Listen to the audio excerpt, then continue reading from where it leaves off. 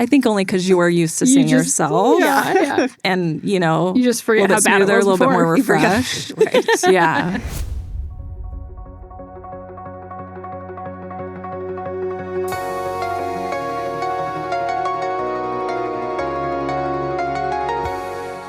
Hi, I'm Kim Peters. Welcome to the Illumine Podcast. Today we're going to be talking about injectables. That is Botox and filler. This podcast is intended for those that are interested in getting injectables, that want to know more. Also for those who are injecting, med spa owners, injectors. Today I have with me Emma. Hi, my name's Emma Slish. I'm an aesthetic nurse injector at Horizon Med Spa and Wellness. And Kelly. My name's Kelly Verbanek. I'm a nurse injector as well with Horizon, and I'm in the Plaza location. The most common thing that I get when I talk to patients is there's just especially here in the Midwest, there's this common fear that if I get injectables, I'm going to look weird. I'm going to look fake. I'm not going to look like myself.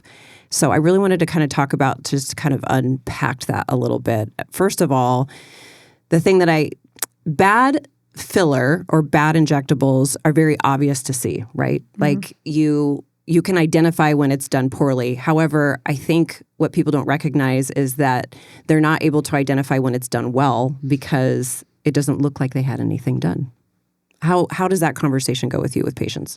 Hey, sorry to interrupt. If you or someone you know is interested in building your confidence and feeling like your best self, both inside and out, I encourage you to visit Horizon Med Spa and Wellness in Kansas City. We have 2 locations in Shawnee and near the Kansas City Plaza. We offer so many different things. If you would like to check us out, go to horizonmedspaandwellness.com, or you can see us on Instagram at horizon_medspa_wellness. And now back to the show.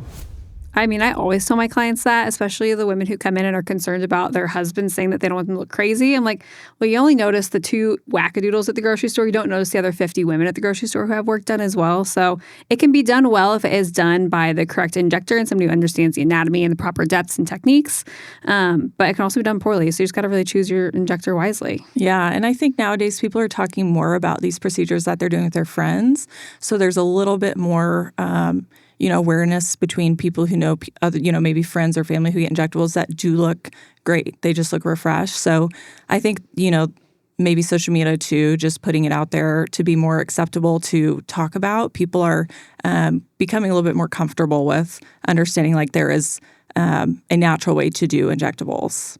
I think it's also more accepted now, whereas I think even just 5 to 10 years ago, it was almost like a taboo thing to do injectables. And so people kind of didn't want their friends to know, didn't want their husband to know. I definitely feel like it's more widely accepted, mainly because we've gotten away from that fake look, overfilled lips, cheeks, eyes that look weird, and we're focused a lot more on things looking natural and pretty. So now people are a little bit more like, okay, I think I'm okay with this. Have you found that to be true? Yeah, for sure. Speaking of natural filler, I do have people that ask for that. And I think my first question is, are you looking for something that's considered a natural filler, or are you just looking to look more natural? But if somebody's specifically asking for that, what would you offer? What falls into that category? I think if patients are asking for a natural filler, I think most often they're wanting natural results. Filler is an awesome option because it, goes into areas of volume loss and it helps restore some of that we lose as we age. So I think just reassuring people, we're not trying to change how you look. We're just wanting you to be refreshed and look, just how you used to look maybe before you started seeing these age-related changes. But we do have natural filler, PRF, Platelet-Rich Fibrin. That's a great option. We have some others, Sculptra, which is a collagen stimulator that maybe can be referred to as natural filler, but they're not, the gel that most of us know of when we hear filler, and those can be used in several ways. I feel like filler gets a really bad rep for sure for all the migration things people talk about and people thinking they look fake and silly. But at the end of the day, I really hone in with my clients. Like, yes, I love Sculptra. I love PRF. They're great. And I love the more natural options.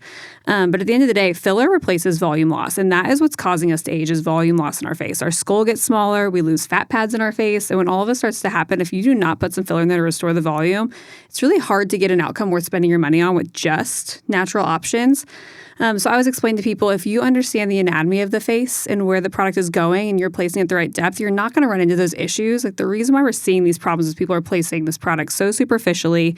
They're placing it in areas that shouldn't be treated, where PRF could be a better option. But you really do need to restore that deeper structural support first with fillers. And I really try to just go over the fact that it can be done safely and well with my clients. And then we like to ice things with the natural stuff, because that's what keeps you looking nice and natural, is not overdoing the filler. So let's talk about PRF. So what exactly, I think a lot of people have maybe heard it or seen it online, or maybe it's come across their Instagram feed. But PRF is platelet-rich fibrinogen, right? Fibrin? Mm-hmm. I think I said it wrong the first time I did it. So we draw blood, we spin it down, and we concentrate the platelets. And then what are we doing with it after that? So we're injecting it into, specific areas. I really use PRF or PRF gel. I like it in the under eye because that is a very tricky area for filler. Maybe 1 out of 10 patients is a candidate to me for under eye filler. But if somebody is more concerned with, that texture of the skin under the eye, puffiness, crepey texture, maybe they have some volume loss, but also they're, a little bit too puffy, we have to really be careful with filler. So PRF, I love in that area. The goal is to stimulate collagen over time. So that's typically done in a series. And it just kind of thickens that really thin skin under the eye. I think that area is awesome for PRF. And it gives you a little bit more coverage. So, your skin's not going to be quite as thin and crepey. Just kind of brightens. It's definitely a subtle result, but I think it's one, worth it for patients. And then you do some maintenance with that over time. And we can do it in other areas too, but that to me is the best spot for PRF. Well, and I love PRF in the under eyes because you can get right up by your eyelash line with that and really be aggressive with that, whereas filler has a lot of limiting factors in that area, or else you're going to have complications. And to be honest with you, even filler done well in the under eye, you see complications after 10 or so years, because that under eye is changing as you age and that filler is not. So it can be problematic. So PRF is a really beautiful option instead of that. So I agree. Yeah. I did under eye filler, and I would say I was happy with it about 50% of the time. But then later on, like you said, I wasn't as happy with it. So what a hyaluronic filler is going to do is it's just going to lift, it's just going to replace volume, which is a good thing. But for the under eye, it's tricky. So you kind of have to overfill just a smidge because it's going to settle. But if you do it too much, it looks terrible. And it's really hard, in my experience, it's really hard to hit that on the nail. Whereas PRF, not only is it going to restore that volume, but it's also nourishing and healing and repairing the skin that's associated, which is really the true problem there. So it's the volume loss and the kind of aging changes of the skin. So now we're getting both of it, and it seems like it just turns out a lot more natural. You might need more treatments, right? But I would rather have more treatments and get a overall good result that looks natural and perfect, honestly. For sure. PRF's also really preventative too, which I love, because there's people coming in their early 30s who are wanting to do things for their under eyes who don't necessarily need fillers, but are just wanting to prevent, and that's where PRF shines. But I think to your point, the reason why under eyes also start to look goofy with filler over time is they just keep aging so rapidly, and the filler just stays for a very long time in there, and it just gets to a point where it starts to look silly and it's lacking further support, and that's where PRF can also help too. So let's say I got, I'm listening to this and I'm like, oh my gosh, I had under eye filler a few years ago, and you're right. Now I'm looking in the mirror and it looks, what are my options as far as what do I do with that? For sure, yes. If you have under eye filler and you don't like it, it's not doing you any favors. It's adding puffiness to your under eye. You see a little worm. Dissolve it. Just get it dissolve it, because it makes you look more tired. A lot of times that is a tricky area to inject. But we can dissolve it. If it's, maybe still looks nice and you're wanting to address more of the skin, I don't have a problem doing PRF over filler. If it's in there and it's not, you're not seeing any of those side effects. But yes, we can dissolve any filler that's migrated, that's too much, that's not doing you favors. We can dissolve it easily. If you don't like your filler, get it gone. Just get it gone. Get it gone. Which it's so easy to do. You just use Hyalin X, which is a product that will literally dissolve filler, which is nice to know that even if you got filler and you didn't like the way that it looked, there's an option to reverse that and start over. Okay, so then Sculptra, which is another favorite of mine. So that is also considered a natural filler. Sculptra stimulates your body's ability to produce its own collagen. So I'm going to back up a little bit and say collagen is kind of like the fountain of youth for skin. Collagen is the rebar, the structure of the skin that gives it a youthful appearance. And as we age, we lose collagen, therefore attributing to the age-related changes in our face and the decline of the skin integrity. So Sculptra is injected under the skin to stimulate collagen and then kind of reverse that. The downside of, I wouldn't even call it a downside, so to speak, but people might see it this way, is that the results from Sculptra, you just have to be patient to get the results from that. But the long-term success or the long-term benefit of Sculptra kind of overrides some other things. Yeah, I think the way we're all utilizing Sculptra nowadays is really, again, I said this already, but starting with filler, building that foundation up, restoring the volume loss that we have, and then using Sculptra to really replace the fat loss in the face and to support the skin quality in the face.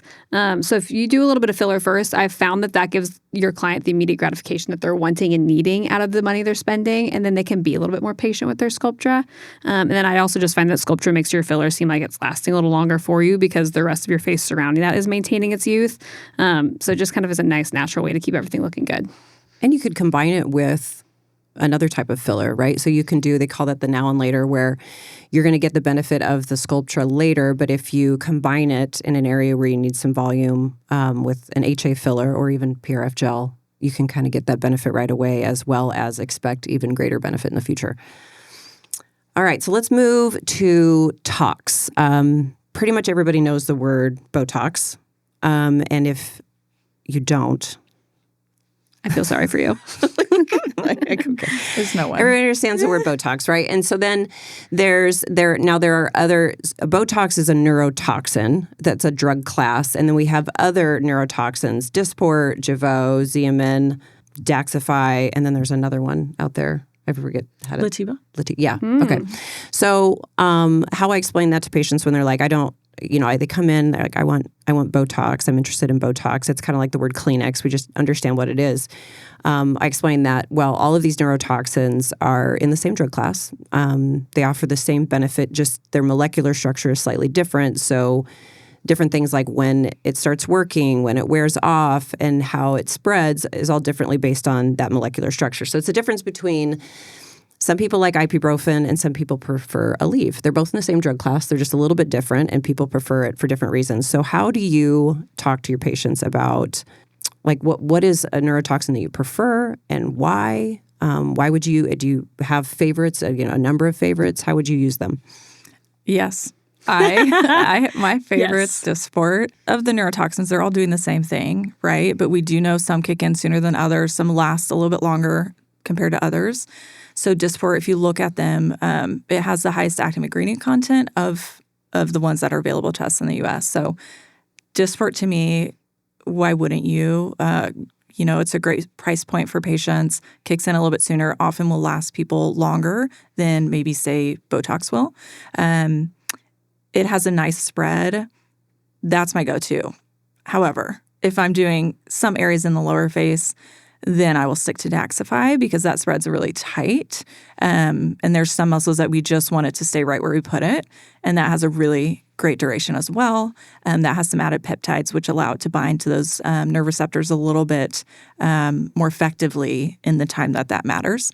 So those are my two favorites. But Dysport, I think for me, is like top. The upper echelon. Yeah. I was born and raised on Dysport. So as far as an injector, that was what I started with. That was what people would come in asking for Botox. I would talk them into doing Dysport for a number of reasons. I've also come to like Daxify as well. Mm-hmm. And I agree with you. It just kind of depends on where you're putting it and for what reason. Yeah. I completely agree with everything they said. Botox doesn't get used much in my room, to be fair. We keep it around because some people do ask for it. And, you know, it is the first one that came out and the one that everybody still tends to ask for. Like she said, it's the Kleenex name. But I get a lot of complaints about Botox not lasting for people. And it is by far the most expensive option on the market. So for that reason, I don't grab it a ton. But Dysport keeps my clients really happy. And I use that on probably 95% of my clients. And then Daxify is a close little second runner. I'm starting to really like her a lot too. She lasts a lot longer. I'm pregnant and I realized that my Daxi lasted almost 6 months, which is amazing. So it does last a little longer. And when I say lasted, I mean I had wrinkles at 6 months, but it wasn't gone. And we treated her before. It wasn't gone until 6 months. Right. But yeah, Dysport and Daxify for sure. Okay, so then let's say that somebody's brand new and they are interested in doing Botox. I think the most common question I get is, what does my maintenance look like for this, and how do I maintain it? And if I stop, if I decide not to do it again, is there a disadvantage to that? You know, I would say I just tell clients every 3 to 4 months is kind of what's to be expected with that. Around 3 months, you're seeing your movement coming back, and people tend to not like that once they see it go away. But again, like I said, it takes about 6 months for some people to get fully back to baseline. So it doesn't mean it's gone at 3 months. It just means you're able to treat again. But if you were to decide to stop, nothing bad happens. You just start the signs of aging from that point forward, which is sad to see because nobody wants to see it once they see those signs of aging go away. But nothing negative comes from starting and stopping. So, I mean, I'm pregnant as well, so I'm on a break, and it's sad to see the wrinkles come back, but they're not any worse than what they were before. Yeah, and it is nice that it really can be to what the patient, you know, what fits their life. Some people only want to come in and do it every 6 months. That's fine. They're probably going to have some movement and some lines start to, you know, etch in there before they see us again. But for them, that works great with their, you know, lifestyle and budget and whatever. We have plenty of people that, you know, are in at 3 months. And that works for them. Some are in, and we have to say, 2.5 months? Actually, you're not ready yet. Yeah. So, but I do find with Dysport, I mean, I think most people are able to get, you know, 4 months or so, and that's pretty common. Yeah. But you know, if you stop it, essentially all that product is doing is giving your skin a nice long break from that, you know, full muscle contraction. So if you stop it, you're just going to kind of over time see those lines etch back in the skin. There's other treatments to pair, you know, of course, alongside toxins that will improve the skin quality, and you may find you aren't needing to come in quite as often. So there's flexibility, but it's not going to cause any worse aging. You just continue to age as you would normally. Yeah, I think my husband actually said, well, maybe they shouldn't do that because if they stop, it's going to look worse than it would have, which is not true. I think only because you are used to seeing yourself. Yeah. And, you know, you just forget how bad it was a little bit before. more refreshed. Right. Yeah. To back up a little bit, there's active lines and static lines. So active lines are which I would demonstrate for you, but I can't. Let me show you. Emma, right? So she lifts her eyebrows and she's creating those lines, but then when she relaxes her eyebrows, those lines don't become so obvious. However, if that is repeated over and over, it's kind of like if you left laundry in the dryer for too long. You're going to pull it out of the dryer and it's going to have those wrinkles set in. So if the skin is creasing over and over again, that line, as we age, we have less collagen. So then the static line or the permanent line becomes more evident. So when your face is at rest, you still see those wrinkles, attributing to the appearance of looking older or aging. So it kind of leads me into the preventative tox, because I have people that ask about that as well. Well, what is preventative tox? Does it actually work? So if I can lessen the amount of time that muscle is causing the skin to crease, then I am preventing the development of that static line. So if somebody is 70 years old and comes to me and has never had Botox, am I going to be able to eliminate those fine lines in their face? Probably not. We can do some talks, we can soften them, but we're probably going to have to do some other treatments to soften up those lines because it's been creasing the skin for too long. Whereas if I could get started with them a little bit sooner and those lines haven't set in yet, or they've only partially set in, then I am able to prevent that from happening. So it definitely can be used preventatively. I wouldn't start it on somebody though that wasn't wrinkling for sure, or wrinkling a lot. Like if somebody just has a little bit of wrinkling, but they really have good skin integrity and it's not forming those creases, then hey, we could wait a little bit longer, right? Like come back in a year or something like that. But I don't know, you have anything to add to that?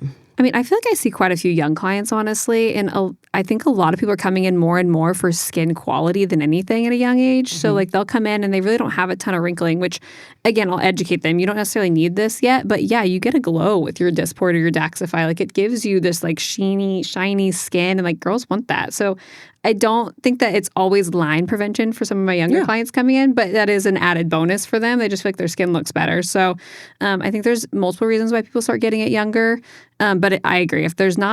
If you don't have wrinkles at rest, I don't see a point to spend your money on it if someone's asking my opinion, but I won't turn you away if something is bothering you. Right. Right. And preventative to me is not like someone coming in when they're 22 before they need it. It's the fact that the treatment is preventative. So, maybe you're starting at mid-20s, late 20s. Mm-hmm. I think I got my first treatment when I was 28 maybe. What about you?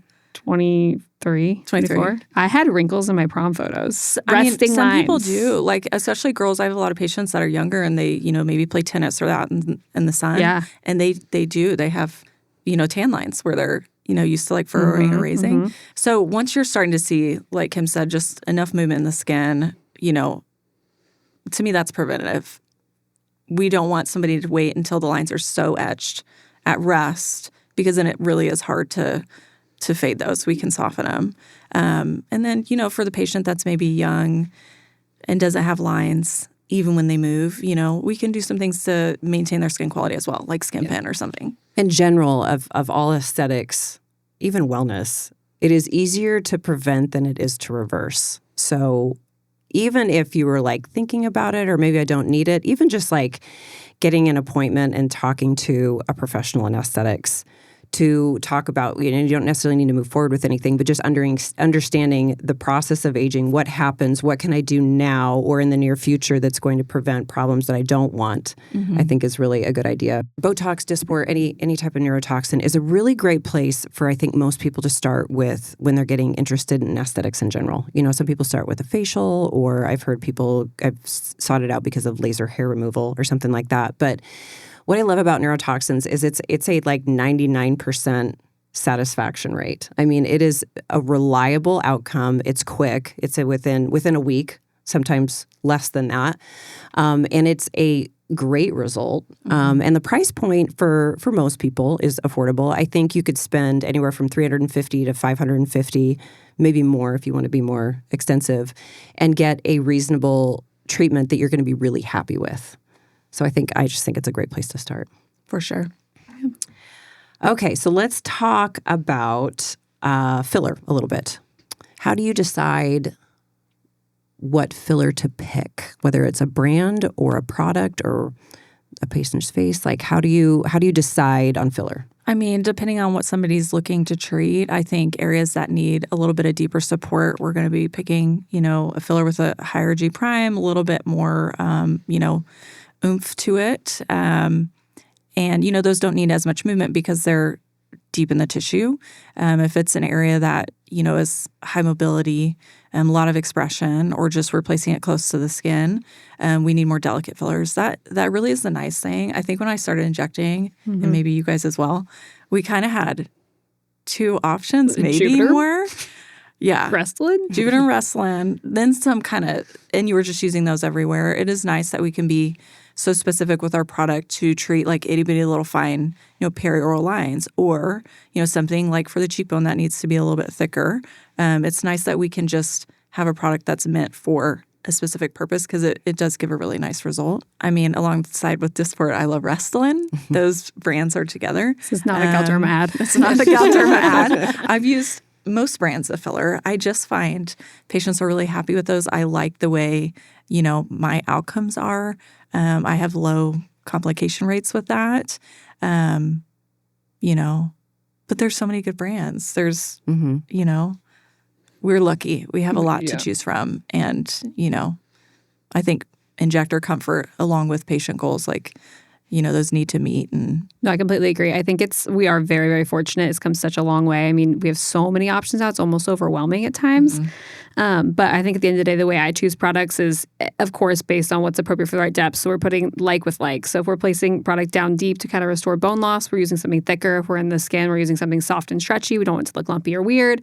So being able to select that just takes a lot of time and experience, honestly. And unfortunately, doing it wrong is how you learn the right way to do it. So if you've been doing this long enough, you're not going to make those mistakes anymore.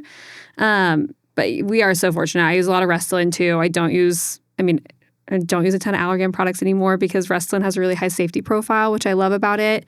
It mimics the body's hyaluronic acid a lot more naturally than some of the others do. So I just choose what's going to be the safest and prettiest outcome for my client because I don't want complications or issues. And I think that's why I default to Restylane a lot. So how would you choose also, like, there's different routes of injecting filler. There's needle technique and cannula technique. What do you prefer and why? I like both. Kelly's a big cannula girl. I do. I like both too. Yes, I love both. It just depends on the area. I mean, so for instance, if we're doing a cheek, you can do cannula or needle. And cannula just means that you're using a dull-tipped needle and able to kind of tunnel the product under the tissue better. And I think a cannula is great for someone with experience. I think where we run into issues with fillers oftentimes is with cannulas because it's a lot of inexperienced people using them and placing it at the wrong depth and causing problems. So I think if you're experienced and comfortable with a cannula, you should be using it because it's going to be safer. But yeah, I mean, I like both of them. Needles can be a little bit more precise, give you a little bit better lift, in my opinion. A cannula is really good for overall smoothing. They just complement each other well. So I use both, probably pretty 50-50. Mm-hmm. Kelly? I use both. I think she's referring to, I like cannula for lips a lot of the times, but it's not for everybody. If a patient comes in and they have really good, definition, shape to the lip, and we're just wanting to volumize, I think cannula is great for that. But it wouldn't necessarily be something I'd use if somebody did need a lot of, border work. I just find when I inject, I push less product at a time. I poke a lot with the needle, not to defer anybody from coming to see me, but that allows it to be more precise. So if I can avoid having somebody, bruised and as swollen by using a cannula, I will try to do that. But if it doesn't make sense for what I'm trying to do, of course, I'm going to use the needle. So I think it's nice to have the option of both. I think the big thing too for like newer injectors, and I've done some trainings with other injectors where people are feeling like they need to learn a cannula so quickly and early on. And I really kind of discourage that, honestly. Like, yes, it is safer, but really master the needle first. You can do beautiful work with just a needle. And if you're aspirating, it can be, in my opinion, just as safe as a cannula. And you can yield a prettier, safer, more consistent outcome. So I feel like a cannula is complicated and you need to have some good experience before you start using it. Mm-hmm. I'm definitely I use both, but I like needle. And I think it's just because I've had the most experience with that. And I've done some cannula, but I just it's a reliable process for me and I can create a good result with it. And I don't mind poking people. Mm-hmm. I don't have a problem with that. This we know. Yeah, this we Well, as long as you're quick with it, Yeah, I'm definitely quick. I'm definitely quick. Okay, so let's talk about lips. I think this is a big subject for people because I think a lot of people do identify that they don't like the way that their lips look, but they're going from one extreme to the other. They're like, well, my lips are thin and wrinkly, and I don't really like the shape, or I try to put lipstick on and it's running through the wrinkles that go into my upper lip. But then they're like, well, I can't get lip filler because I will look like this, and insert whatever image you want to, but it's not an appealing one, or very overfilled lips. So kind of tell me about that conversation that you have with patients when they come to you. I get a lot that are very scared that then they tell me that right away. They're like, I just don't want to have big lips. I don't want to look like I got my lips done or anything like that, which is, I love that because I feel like I can impress them with a great result as long as I can talk them into it. But what does that conversation look like for you guys? I mean, I feel like it's multifactorial. So really, I think the biggest thing is choosing the right product for the right lip is going to yield you the most natural or the most augmented outcome that you want. So really understanding kind of the products and choosing wisely, which again takes experience, is really important to getting a good outcome. But also understanding that if you just put lips on a 55-year-old woman, she's going to look like she had lip filler no matter how natural you do them. So you really need to approach the face as a whole and make sure that you're not just giving her lips and her whole face around that's falling, or else it's going to look really ridiculous. So sometimes filler needs to be placed in the chin or the cheeks or wherever, just to make sure that it doesn't look like she's walking into the room with lips but a falling face, because that can look really noticeable even if you do really good work. But again, choosing the right products, just not overdoing it with the product, and just being delicate with how much you push is important too. But yeah, it's a lot of things. I think you're hitting a really good point, because I think that injectors are often if somebody comes to me and they're like, I just want my lips to look better. And if I just talk to them about their lips, but I don't talk about the other parts of the face, like you're just saying, that it's going to look obvious on you because there are other things that need to be addressed. I find that injectors are scared to tell patients about that because they're worried they're coming off as a salesman. that they're trying to sell them more than they came for. But that's not really our responsibility, is to decide what somebody can afford. Our responsibility is to give them the result that they're looking for and help identify things that they wouldn't be able to pick out themselves. And so as an injector, I encourage people to think of it that way. But also as a consumer, somebody that's looking at it, a good injector is going to go over everything with you and really identify different areas of your face that are changing in a way that are not going to, it's not going to produce an optimal outcome. It's not necessarily just to sell you more product. It's really because they care about the outcome that you have and that you're really happy with it. Mm-hmm. And I think that works in our favor, because usually when we're addressing areas outside of, let's say, go with the lip example, the perioral, the lateral chin, the chin itself, that's going to get them the natural results. So usually when we educate patients and explain it that way, it makes sense. I do find, though, it's interesting. I'll have patients who a lot of times are older, and I love refine on lips. It's so pretty, but it can be underwhelming when everything settles. And, I'll have patients that they'll say they want no change. Here they are for lip filler, but they want, and I think what that means is they don't want big lips on their face, right? They want a change. They want the hydration. They want the shape. But sometimes they'll pull up a photo and it's, these beautiful 20, 30-year-old lips. So a lot of times too, just going over with patients, well, your baseline anatomy is nothing like this picture you're showing me, and kind of finding, like, I think I could get you to this point, over your first session, your second session, whatever it might be. So it is funny sometimes, trying to figure out what your patient is actually asking for. Anyways, yeah. But one other caveat to that, the one other thing I will say is people will come to me with lip filler already in their lips, and they don't want their lips to look ducky or weird, but they want more. And sometimes you do have to dissolve old lip filler to add more to get that outcome, because if you build on previous work that is looking a little bit in that ducky trend, then it's going to look ducky no matter what. So being open to dissolving, listening to your injector is going to yield you a natural outcome that you're looking for. If you're coming to your injector with lip filler that you're not happy with and you're wanting a different outcome, you're going to need to prepare to probably dissolve that in order to get to that outcome. Yeah. So, okay, let's move on to, I think this is a very popular subject, is having I'm going to use the word snatched jawline. And I've had people send me before and after pictures that they saw on a website from a different practice, and saying in this post, they said that they did this all with filler, and it's an impressive result. And I can't even assess it and say, when I look at it, I'm like, there's no way that as a professional, I don't believe that you can achieve that result. Or I can tell that the before and after is not accurate in terms of the angle's different, the lighting's different, the patient is in a position that's going to accentuate a bad view and then accentuate a good view in the next view. And maybe they did use filler, but there are some other things that are affecting that before and after. So I guess the question is, can you get a snatched jawline, and how would you achieve that? And who's a good candidate for that? I think a lot of things, too, that are skewing these before and after pictures that people aren't noting is the fact that GLP-1s are so prevalent now. And if you lose 10 pounds, your jawline will look snatched. It's just what it is. That's a great point. It's just what it is. I mean, I lost 10 pounds on a GLP-1 and my jawline looked like I had filler, and I did not. So that can skew it a lot, too. And also what you see on social media is truly, truly not reality. But yes, filler can make a jawline look better. I don't do a ton of posterior jawline filler because I think over time that can look a little bit boggy and silly. But a lot of times if you have a recessed chin or a little bit of a prejowl sulcus, kind of supporting this area as well as lifting those cheeks up a little bit can just make your jaw look more snatched.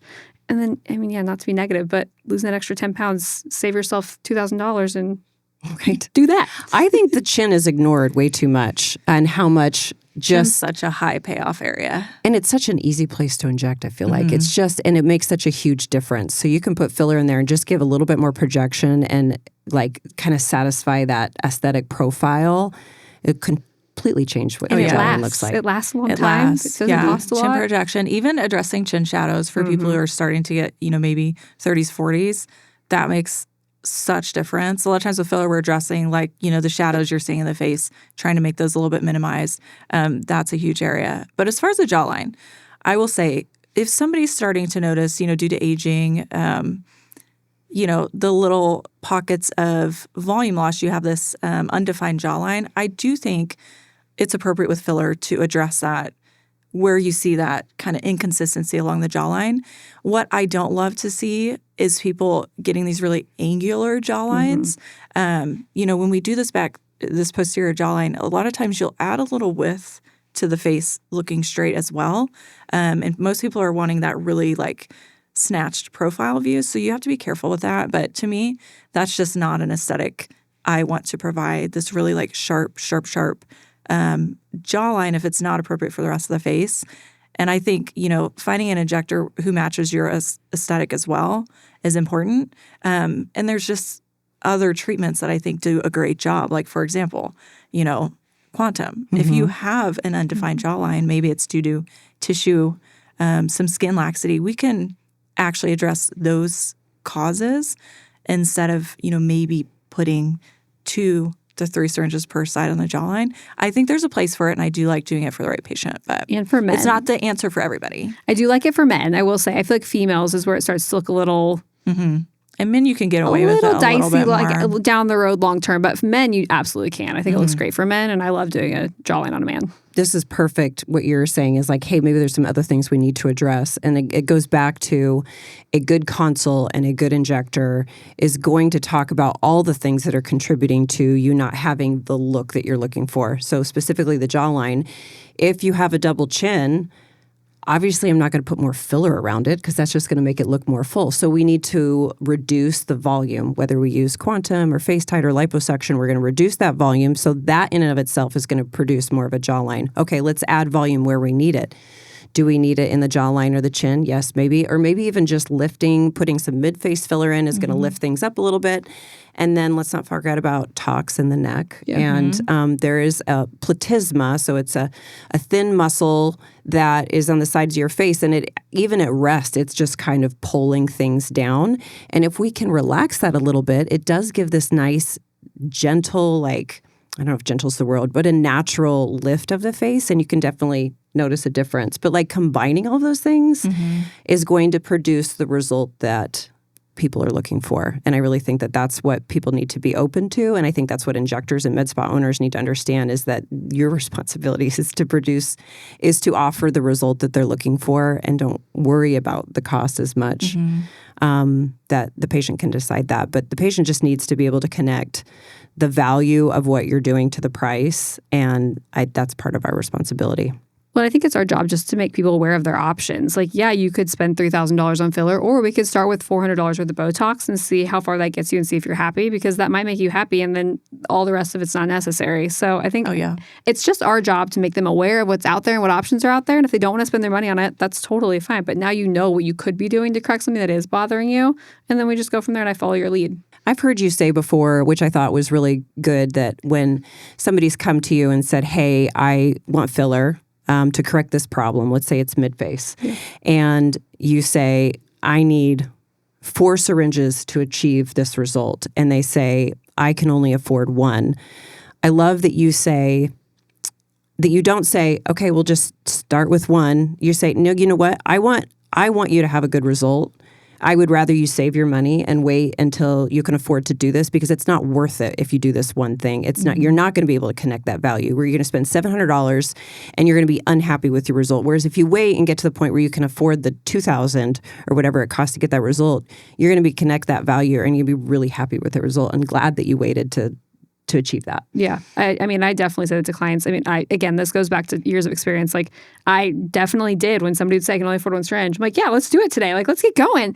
And then I'm unimpressed. You're unimpressed. You spent $700 for what? So. And then they don't come back. Yeah, they don't come back. They're disappointed. I'm like, you just learned from your experience. I am suggesting you get 4 syringes. If there's wiggle room in that, I will absolutely let you know. But if there's not, there's not. And just go home and save your money and come back when you can. All right. I think that is it for today. I want to thank you guys for coming on and joining me today. I have the utmost respect for these two. They're so talented and they're so great with patients. So I definitely want you guys to come see them if you're in the Kansas City area. Can you tell us where you're at, Emma? I'm at Horizon Med Spa and Wellness at the Shawnee location. And if you want to find me on Instagram, my handle is @myinjectoremma. Follow me and you can see all the stuff I do. And Kelly. And I'm Kelly. I'm at the Plaza location for Horizon, and my Instagram is Kelly Bird Aesthetics. All right. Thanks so much. Have a great day. Toodles.